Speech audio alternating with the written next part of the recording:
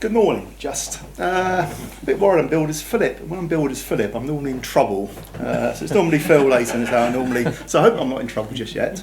And I've been allowed out twice in a week to present, which is most unusual. Why am I here representing the BBC? So for my little slot here, I'm going to just tell you a little bit about what we're doing in BBC R&D around our vision of the IP future. And we have a clear direction of travel set by our Director General. As alluded to earlier, we see a very clear direction of travel set by our audience. So we have a whole number of different research topics. So really, just to maybe give Xavier some interesting points to talk about, I'm going to describe our vision of what we need out of this IP future. I'm just going to give a few examples of how BBC R&D is helping the BBC, at least on that journey. So, an internet first BBC, that's the challenge we've been given by Tim Davey. My day job, many jobs I seem to have, is leading the BBC's R&D media team. We're one of the research teams in BBC R&D. We're a team of about 150 engineers in total in BBC R&D. That's, its job is to help the BBC understand the future, and as part of the Charter commitments, our job is also to help deliver open standards to the rest of the world in order for others to benefit from our work. We're supporting the BBC very much on this path towards IP. We can argue over when that final transition date is, but I say that it is clear the direction of travel. So for our team, it's about ensuring a coherent approach across the whole chain, from production through to distribution. And through that, our role is to preserve universality. How do you describe that? But no broadcaster through any IP transition is going to want to lose scale. So how do we maintain that? We need to grow scale. I mean, we have a very strong IP streaming capability at the moment. We've delivered some very big events. We deliver them in UHD at times. We know we're going to be in a world of different distribution platforms. So how do we make sure that we grow scale, resilience and reliability in that world? The figure Andy gave for the size of the UK internet is not very different from our estimate. Next on our list, everything the BBC does is about our viewers first. We need to attract viewers to this world. It can't just be we're going to turn something off. How do we actually attract viewers and listeners? Because ultimately there's probably going to have to be some changes to radio, to internet-based services. How do we make our services more interesting, that people actually want to go to the place where we want them to go?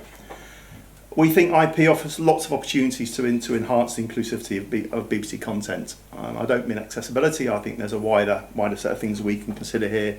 We have some interesting academic partnerships around hyper-personalisation, where I think inclusivity can be really driven forward with IP. And I think that's one of the big things that gets forgotten about with IP. We're not just trying to replicate broadcast. We're not just trying to replicate linear, or just what we want to offer a much more interesting experience, and inclusive experience.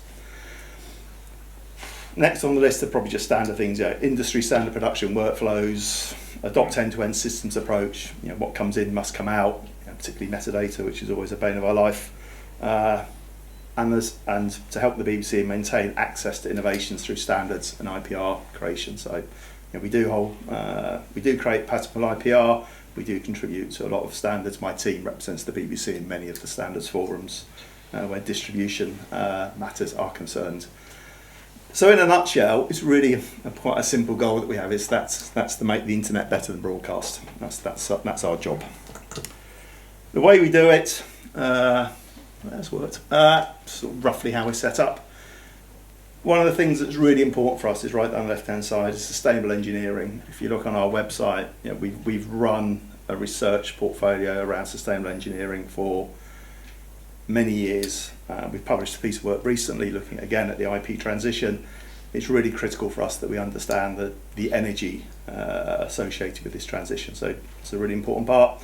I also have a small spectrum engineering team. A lot of that is making sure that as spectrum gets reused for other things, we don't forget the need of program makers in this. Spectrum is very important for program making. If we go through the sort of structure of where we do in some of the examples, at the top of the tree, I have a team looking after our basic video and audio engineering standards and the tooling behind that. And through that, we've developed a lot of the BBC's UHD proposition. We've given our colleagues in our digital distribution team the challenge of streaming that We've developed the HLG standard, which is our preferred approach to high dynamic range. That's adopted by Sky for Sky satellite and stream. We think for live broadcast it's the world's most commonly used UHD standard for HDR, and it's really useful with this in terms of driving scale. The bit rates that we have to use for UHD have been quite helpful in terms of driving UK capacity increasements, probably in a way that's challenged some of Andy's team, but it's quite a high bit rate signal at the moment. We have a team below that where we look at how we bring this together into TV platforms. Part of our role there is to help ETV in the creation of Freely. We've had a big hand in many of the specifications, but we're also in this area very interested in maintaining the picture quality, enhancing the picture quality, video codec research. Again, that's if people are going to move across to IP, we want something better for them to go to, so you tie that with the UHD, that all matches together. The next group of things we look at are very much around the whole streaming technologies, DRM, what we call content replacement, but Justin calls ad, and the device software architectures for the future. So again, if you look on our website at the moment, you'll see quite a lot of work about our low latency trials. We're into a second phase of trying to understand at scale how low latency streaming behaves in real world networks. Because again, talks to the scale point, we know we can make low latency streaming work, but how's it actually going to work it in real life? What technologies do we need to adopt? So really interesting research area. We heard about MOC as well earlier, so something that could well have an impact in this space. The next two areas of work really get down into, it isn't just TVs that we need to deliver to. We're going to have to deliver to a range of different devices. Many of those are going to be mobile connected. So we have a lot of work looking at the standards of 3GPP, how we make 3GP appropriate for media streaming. We did help 3GP with a specification for multicast within that network.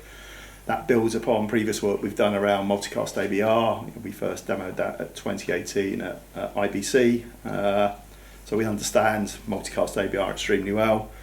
We also help the BBC create its own CDN. The BBC has its own CDN. We stream about 40% of our content through that since our distribution team took our work and turned it into a production ready system. So that's part of our approach to how we see the world evolving. And then right at the bottom of the stack, if you like, the technologies, we are very interested in 5G radio access networks and their performance, and how do we describe the types of performance we're actually seeing in the real world. So broadcast will always think about signal strength. When you get into the world of mobile networks, it's a much more complicated equation, and we've done quite a lot of modelling and real world collection of data through a project called Tambra, which again we published a white paper on last week. So that's a very quick run through of the scope of my team's work, and I hope you think it's very relevant to the types of things that we're discussing today, because we think it's going to help the BBC very much on this journey towards that IP transition. So thank you very much, and thank you very much for inviting me to talk today.